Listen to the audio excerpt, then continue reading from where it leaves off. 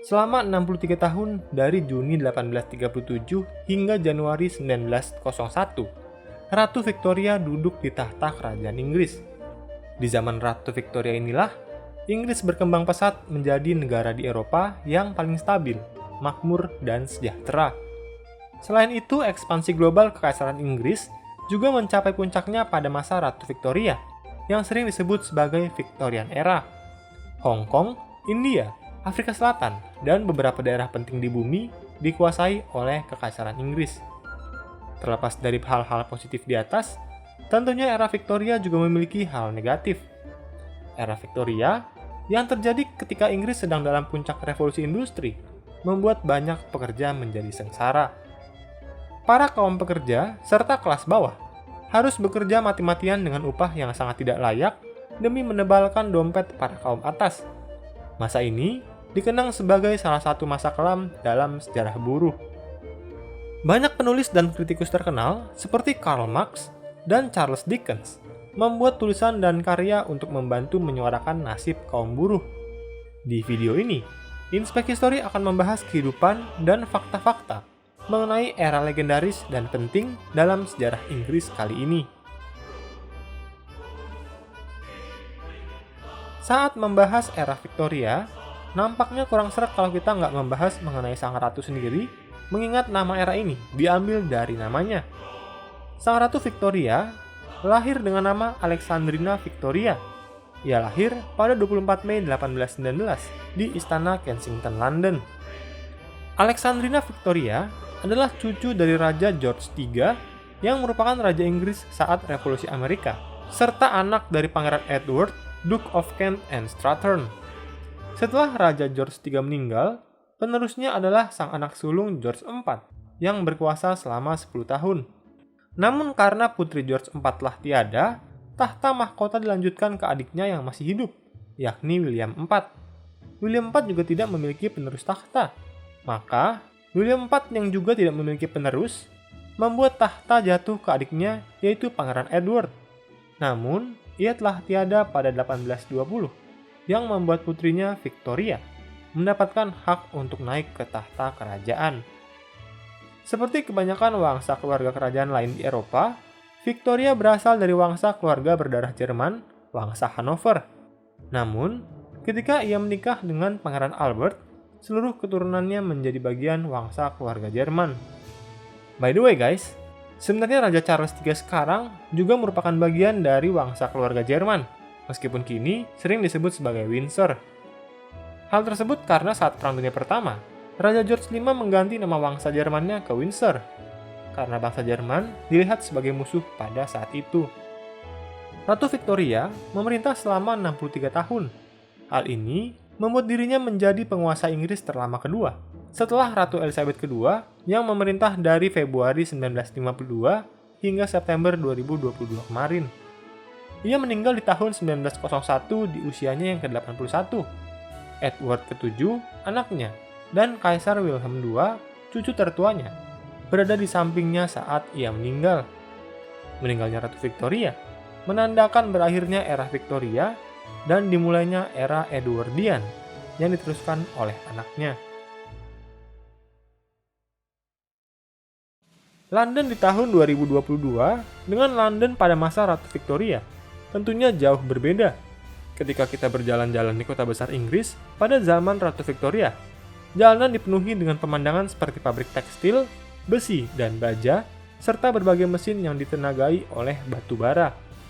Namun fenomena industri ini hanya terjadi di perkotaan yang memiliki banyak industri. Di sisi lain, desa di Inggris kebanyakan masih merupakan daerah agraris yang bersistem feodal. Mereka masih harus membayar sewa ke pemilik tanah mereka.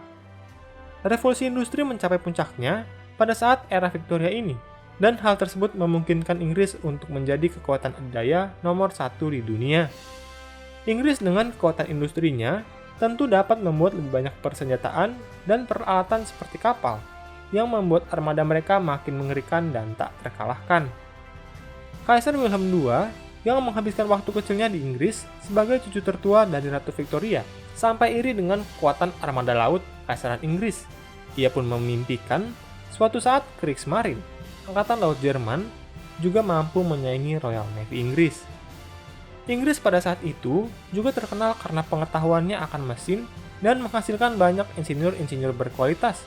Contohnya adalah Isambard Kingdom Brunel yang membangun Great Western Railway. Insinyur-insinyur kompeten di Inggris ini membuat teknologi Inggris seringkali maju dibandingkan negara lain, seperti mesin tekstil yang dipakai untuk industri mereka. Selain itu, Inggris juga sangat cepat mengadopsi teknologi dari negara lain agar tidak tertinggal. Salah satu contoh yang paling terkenal adalah Internal Combustion Engine, yang merupakan mesin pembakar tenaga minyak. Internal Combustion Engine sudah ditemukan sejak 1860 ketika insinyur Prancis Belgia, Etienne Lenoir mengembangkannya. Namun Jerman dengan insinyurnya seperti Karl Benz membuat mesin ini dapat digunakan dan kelak diproduksi massal untuk kendaraan pada 1885. Tapi, tidak butuh waktu lama bagi Inggris untuk menyadari dan ikut mengadopsinya. Kelak Perang Dunia Pertama, yang dimulai 13 tahun setelah berakhirnya era Victoria, disebabkan oleh ambisi Inggris memperoleh minyak secara besar dari tanah yang dikuasai oleh Kesultanan Ottoman. Namun hal tersebut hanya membuat kaum elit dan menengah yang makmur karena kelas pekerja dipaksa untuk bekerja terus-menerus sepanjang waktu untuk bos mereka. Banyak di antaranya yang tidur berdempetan dalam kondisi yang menyedihkan di sebuah tempat yang disebut dengan Common Lodging House. Hal ini kelak akan membuat angka kriminalitas menjadi tinggi, terutama di daerah-daerah miskin seperti Whitechapel. Hal ini merupakan ironi, mengingat Inggris merupakan negara dengan ekonomi nomor 1 di dunia pada saat itu. Untuk urusan politik, bisa dibilang politik Inggris di era Victoria relatif stabil. Inilah yang turut berdampak bagi kemajuan mereka. Stabil bukan tanpa masalah. Untuk pertama kali dalam sejarah, kelas menengah tumbuh di masyarakat dan punya banyak pengaruh karena jumlah mereka yang cukup besar. Naiknya banyak kaum menengah membuatnya menginginkan hak untuk bersuara, terutama saat mereka memperjuangkan representatif di parlemen yang konservatif.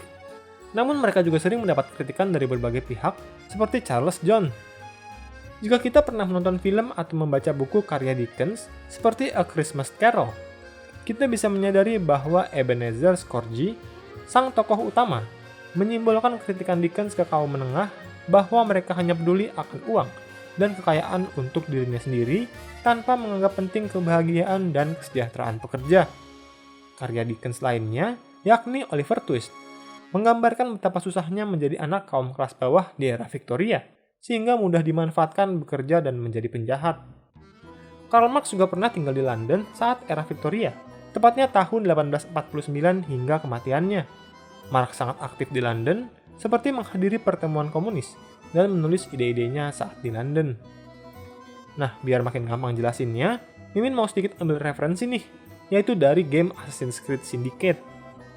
Dalam game yang berlokasi di London saat era Victoria ini, kita berperan sebagai Jacob dan Evie Fiery, kedua kakak beradik dari organisasi assassin, yang bertujuan untuk memperjuangkan hak kaum buruh yang hidup di bawah kontrol kaum elit, yang berafiliasi dengan organisasi Templar, musuh bebuyutan Assassin's Order. Dalam game tersebut, kita bakal bertemu dengan Charles Dickens dan Karl Marx, yang pada saat itu sedang memperjuangkan kaum buruh. Dalam salah satu misinya, kita bahkan akan menjalankan sebuah misi dari Karl Marx yang bernama Vox Populi, di mana kita harus mengamankan Karl Marx dari para penjahat yang dikirim oleh para Templar saat menyampaikan suara kaum buruh di kalangan masyarakat. Kekaisaran Inggris mencapai kejayaannya di tahun 1913, di mana sekitar 25% dari dataran di dunia tunduk di bawah Kekaisaran Inggris. Meski tahun 1913, Ratu Victoria meninggal, namun di masa inilah Inggris berhasil memenangkan banyak pertempuran yang kelak akan berdampak positif bagi ekspansi kekaisaran. Contohnya adalah Perang Crimea dan Perang Boer. Perang Crimea membuat Rusia yang ada pada saat itu adalah rival Inggris tidak bisa melakukan ekspansi ke wilayah Ottoman. Sedangkan Perang Boer membuat Inggris meraih kontrol penuh atas Afrika Selatan, yang notabene adalah jalur penting di perdagangan dunia seperti Suez Canal, yang juga dikuasai Inggris setelah memenangkan British Conquest of Egypt. India dan beberapa daerah China termasuk Hong Kong juga dikuasai Inggris sepenuhnya di era Victoria. Pada awalnya, India dikuasai oleh East India Company, Namun ketika Sepoy Mutiny tahun 1857, administrasi India akhirnya ditransfer ke negara Inggris lewat Government of India Act 1858. Di sisi lain, Hong Kong mulai dikuasai Inggris di tahun 1842 setelah memenangkan Perang Opium dengan ditandatanganinya Perjanjian Nanking.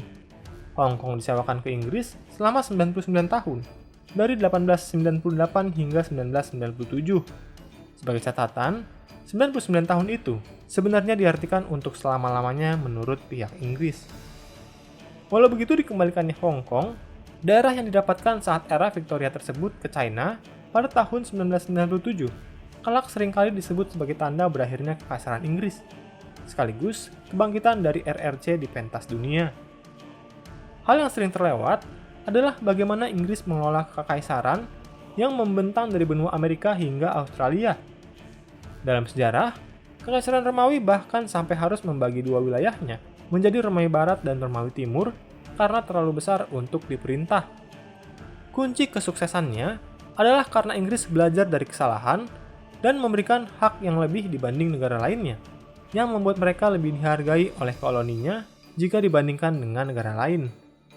Inggris memiliki departemen pemerintahan yang disebut sebagai Department for Colonial Affairs.